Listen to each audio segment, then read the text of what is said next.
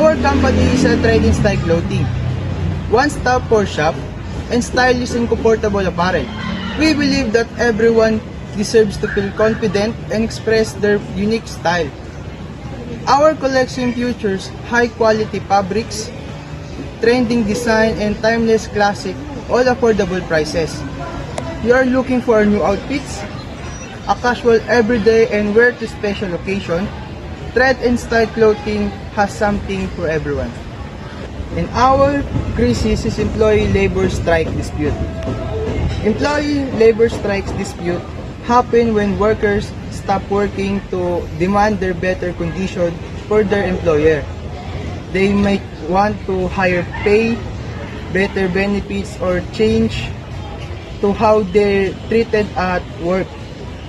This dispute can be resolved through negotiable, but sometimes they lead to protest and temporary business close.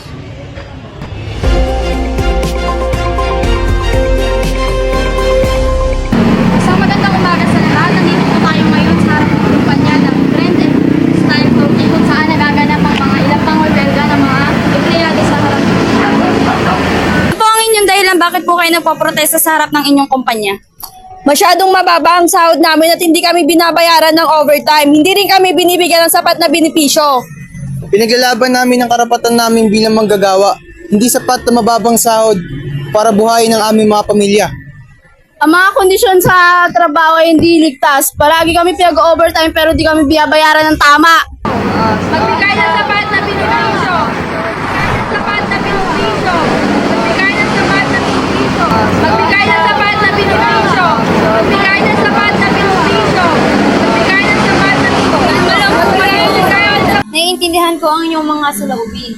Kailangan nyo lang makipagtulungan sa amin para masolusyonan natin ang problemang ito. Tama ka, kailangan ng pagbabago, kaya susolusyonan namin ito. Narinig at natuklasan po natin ang mga hinaing at saloobin ng ating mga manggagawa dito sa labas ng kanilang kumpanya. Samahan niyo po akong tumutok para malaman po natin ang kanilang dahilan at saloobin ng kanilang pagpoprotesta dito sa harap ng kanilang kumpanya. Muli, ako po si Jamie Lynn Simbol, nagre-report ngayong umaga.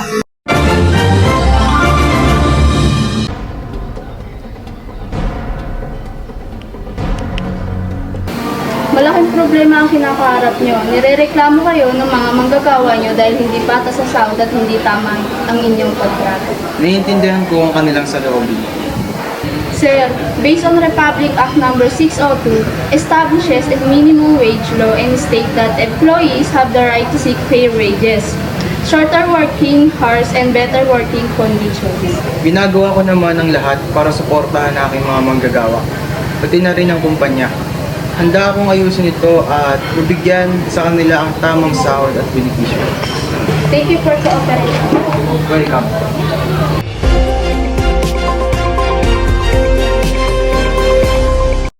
Matapos ang ilang araw ng pagwewelga, nagkasundo na ang mga manggagawa at management ng Trend and Style Clothing Company.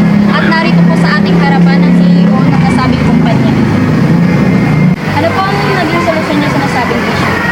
Ang naging solusyon ko sa nasabing ay maibigay ang nararapat na sahod at benepisyo para sa ating mga manggagawa. At narito rin po ang isang manggagawa ng nasabing kumpanya. Ano po ang masasabi ninyo at nag-ayos na po ang kumpanya ng mga manggagawa? Masaya kami na natapos na ang problema at naibigay na sa amin ang sapat na sahod at benepisyo.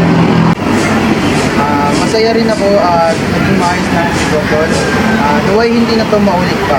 Ang tanging hangarin ng aking kumpanya ay mabuti lahat ng aking mga manggagawa at maibigay ang nararapat na sahod at benepisyo para sa kanila. Thank you, sir. Welcome.